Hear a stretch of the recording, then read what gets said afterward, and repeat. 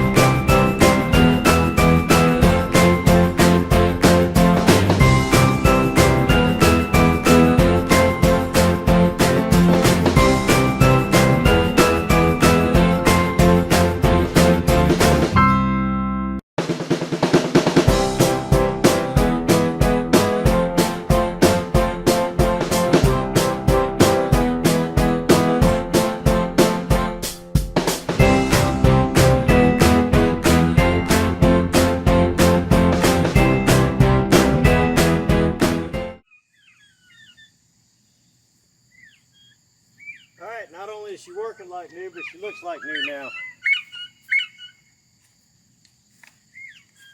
The bobwhite quailer out here talking. I don't know if y'all remember this floor right here opens up. That's how I was able to show you where that pulley popped out in the back.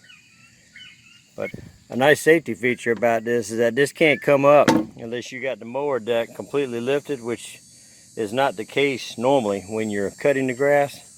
So you can't pull that up and get your feet and everything hung up in the pulleys. I've had some people ask me why I keep this chute facing up.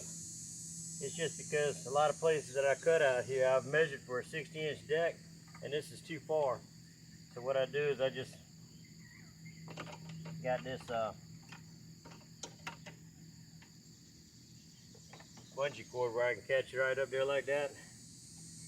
And it's probably not safe to do around windows or cars and stuff like that, but it's my own windows and cars out here, and I try to make sure that I've got it aimed in a place where I won't hurt anything.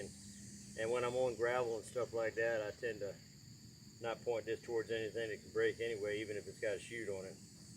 I may eventually take this thing off. It just depends on how much of a trouble it becomes by having a bungee cord on here. My John Deere, one thing I do miss about that is that had a mulching deck, and I could pull back a lever right here. Didn't have this chute on here. That one came with a chute also, but I took it off, and I would close this front here, and everything would mulch up underneath there and not spray out the side. And I didn't see anything like that available through Toro, but yeah, it's something. I'd never had the mulching deck till I got that John Deere 15 years ago. So just to mulch it back into the ground because I didn't have a long rake back then. But when I didn't want to mulch it, I just leave it in that position. First lawnmower I ever had that had one of these. That's it in the mulching position.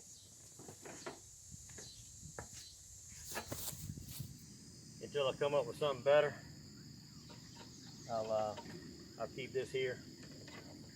Keep it right there on that. This is the handle that releases when you press the lever here for the deck. You pull this up. Let's see if I'm doing this correctly. Yeah, there we go. And now the deck's at the right height for me to cut grass. I have forgotten and started cutting it and looked back and it looked like I wasn't cutting any grass. It's because I just trailered the thing and forgot to lower the deck back. So, other than problems because of user error, I haven't had any issues with this since the pulley. It's been a good machine. And once again, I can't thank Brady Outdoor enough for standing by their equipment the way they did. They didn't have to send me home with a loaner, but when I showed up with this thing on a trailer with a broken pulley on it, the thing didn't have less than 3 hours on it. They took it, had to get parts, didn't want me to have to wait on it, sent me home with a new mower. Like new mower, it only had 30-something hours on it. And I came home, cut the grass. They came back out here the following Tuesday. That was a Saturday that I picked the other mower up when I dropped this off. They came back out here Tuesday and dropped this mower and took the demo mower back with them, and it's been working fine ever since. So, Toro Titan Max, I like it. I really do. I don't have any qualms with it. If that little hiccup we had with the pulley is the only issue I have with this thing, it's gonna be a good mower. All right, folks, let me know what you think about it. I've had some people ask me about the yard rake, so I'll probably go ahead and do a little feature on that, the lawn sweeper. And if you want, I'll go ahead and let you know what I think about this Ryobi pressure washer also. This is Buddy with Hog Heaven. Thanks for watching.